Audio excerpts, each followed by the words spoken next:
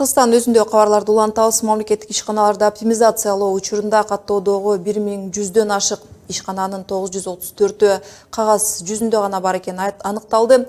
Оптимизациялоо боюнча иштер соңку 10 ай ичинде жүргүзүлдү. Жыйынтыгында мамлекеттин карамагында 26 ишкана гана калтырылды. Эске салсак, өкмөт башчысы Сооронбай Жээнбеков былтыркы жылы мамлекеттик мүлк фондуна өкмөттүн карамагындагы ишканаларды оптимизациялоо боюнча тапшырмасын берген. Иштин жыйынтыгы боюнча 1100дөн ашык ишкананын ичинен 166 ишкана гана иштеп жаттыр. Банкрот болуп жаткан ишканалардын тагдыры туурасында кебизди мамлекеттик мүлк фондунун жетекчисинин орун басары Бекболот Алиев менен сүйлөшөбүз. Бекболот мырза, кош келипсиз. Саламатсыздарбы? Айтып атабыз, 934 ишкана кагаз жүзүндө гана бар экендигин. Бул ишканаларды эмне кылышыбыз керек? Кандай план коюп жатасыздар азыр? Алгач, сиз айткандай, былтыркы жылы биздин премьер-министрибиз Сооронбай Шарипович Жээнбековдун тапшырмасы менен мамлекеттик мүлктү башкаруу фонду бүт мамлекетке тиешелүү болгон мамлекеттик ишканалардын баардыгын инвентаризация жүргүзүп 4-5 ай ушул чоң жумушту аткардык. Ошонун ичинде чындыгында 1130 катталган министрликтерде катталган базанын ичинде 1130-дун ичинен 166 ишкананы азыркы күндө иштеп жаткан ишкана катары таап чыкканбыз. Биздин негизги максат тапшырмадагы ошол 166 мамлекеттик ишкананы мындан ары алардын тагдыры кандай болот? Аны мамлекеттик менчикте калтыруу максаттуу. Эгер максаттуу болсо, биз аны кантип иштетишибиз керек деген маселелерге биз жооп беришибиз керек болчу. Ошонун алкагында 166 ишкананын ар бирин биз иликтеп чыктык, баардыгын анализдеп чыктык дагы. Ошонун ичинде 26 мамлекеттик ишкана бүгүнкү күндө азыр мамлекеттик ишкана катары иштеп турушу максаттуу деп табылды. Азыр долбоорлор даярдалып жатат. Калган ишканалар боюнча эгерде мамлекеттик ишкана конкуренттүү рынокто иштесе, ал жеке тарапка өткөзүлүп бергенде андан да жакшы ийгилик көрсөтө ала турган боло турган болсо, биз аны менчиктештирүү программасына киргизип, менчикке өткөзүп берүүнү зарыл деп таап атабыз. Азыр пайдалуу болгон Мегаком компаниясынын пансионаттардагы кээ бир гана стратегиялык объектилер бар. Мисалы, Кыргызтелеком сыяктуу. Буларды сатуу канчалык пайдалуу? Мен сизди бул жерде тактап айтып кетишим керек. Биз мамлекеттик ишкана дегенде биздин граждандык мыйзамдарда мамлекеттик ишкана жана акционердик коом деген эки түшүндүрмө бар. Кыргызтелеком, Мегаком булар акционердик коомдор болуп эсептелет.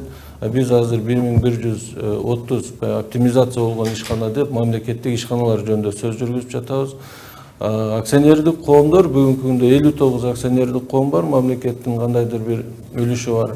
Алар өзүнүн жумушунда жакшы жыйынтыктарды көрсөтүп жатат. Ошонун негизинде биз баягы 166дан калган мамлекетте турууга максаттуу деп табылган ишканаларды мындан ары алардын баардыгын ачык, айкын граждандык бардык элге ачык айкын ишмердигин көрсөтүш үчүн булардын баардыгын акционердик коомдорго өткөзүү долбоорлорун дагы азыр талдап жатабыз. Аны тиешелүү сунуштарды өкмөткө кийребиз. 26 ишкананы мамлекеттин карамагында алып калып, дагы 20 ишкананы менчикке чыгаруу боюнча да кабарланды. Бул реформанын үзүрү канчалык?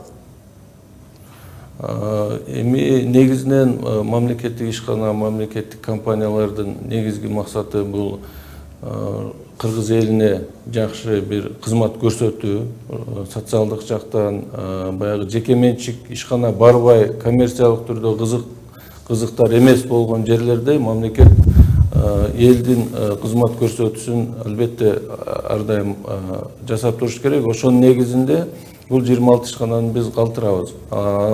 Дагы бир негизги максаты ушул мамлекеттик ишканалар ошол жерде жөн эле иштеп жүрө бербей, ал жерде тиешелүү түрдө бизге киришелерди алып келиш керек. Биз ойлоп атабыз, азыркы күндө деги эле мамлекеттик ишканалар менен акционердик коомдорду башкаруудан биз жылына мамлекеттик бюджетке 3,5 миллиард акча алып келип атабыз. Эгерде бул жасап жаткан реформалардын баардыгын аягына жеткизсек, ар бир мамлекеттик ишкана компанияга бизнес пландарын жакшылап түзүп, ар бирине карап чыгып туруп өнүгүү жолдорун көрсөтүп жардам бере турган болсок, мен ойлойм бул 3,5 миллиард деген акча анча деле көпкө чоңойтсок, көбөйтсөк болот бул жерде. Мына биздин билишибизче банкрот болгон компанияларга инвесторду табуу аракети көрүлүп жатат, башкарууга берүү бизге жеңил болуп жаткан жок. Кандай дейсиз, эмне үчүн колдон келбей жатат? Бул жерде инвесторларды чындыгында биз кээ бир баягы иштебей калган ишканаларга издеп жатабыз. Инвесторлордун дагы ар түрдүү өзүнүн ой пикири болот экен. Бул жерде бир жагынан саясий стабилдүүлүк, экинчи жагынан ошол ишкана иштеп жаткан рыноктогу биздин чоңдугу рыноктон. Эми Кыргызстан чоң компания үчүн бул кичинекей рынок болот экен дагы. Ошон үчүн ар бир инвестордун көңүлүн таап кетиш дагы биз үчүн кыйла татаал болуп атат. Бирок ошого карабай азыр негизинен буга чейинки издеген инвесторлордо биз ар бир ишкананын өнүгүү пландары кайсыл жакка барыш керек ошону билген эмеспиз. Азыр баардыгына ушундай максатты койдук. Ар биринин өнүгүү пландарын иштеп чыктык. Ошол өнүгүү пландардын негизинде инвесторлорго жакшы сунуштарды берсе, азыр уже инвесторлор келип атышат. Бекболот мырза, дагы бир суроо. Жакында эле Ак Кеме мейманканасы мамлекетке өттү деп жар салдыңыздар. Бүгүн эле мейманкана жетекчилиги премьерге кайрылып, буга чейин бошотуп бериле деген эскертүүлөр тууралуу кеп карандай калп дешти. Ошондой эле рейдерлик басып алуу деген жүйө менен мүлк ишканасынын кызматкерлерин жоопко тартуу айтылып жатат. Сиздер бул үчүн канчалык жоопкерчиликти аласыздар? Мен айтып кетет элем, бул жердеги ал айткан сөздөрдүн баары эле туура эмес. Мамлекеттик мүлктү башкаруу фонду биз мамлекеттик ишкана катары, мамлекеттик учреждение катары биз өзүбүз жасаган иштерге толугу менен жоопкерчиликти алабыз. Биз ар бир жасаган кыймылыбыз, ар бир жасаган иштерибиз мыйзам чегинде гана болот.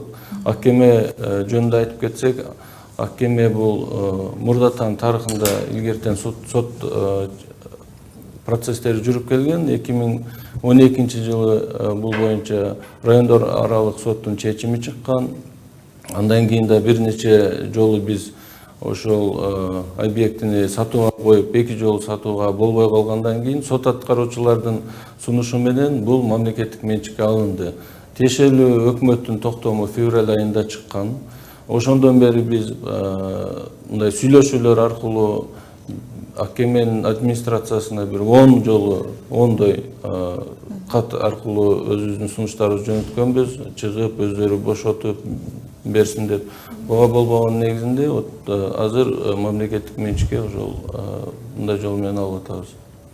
Пикириңизге рахмат. Мамлекеттик мүлк фондунун жетекчисинин орун басары Бекболот Алиев менен баарлаштык. Мамлекеттик ишканаларды оптимизациялоо учурунда каттоодогу 1100дөн ашык ишкананын 934-ü кагаз жүзүндө гана бар экени аныкталды. Рахмат сизге.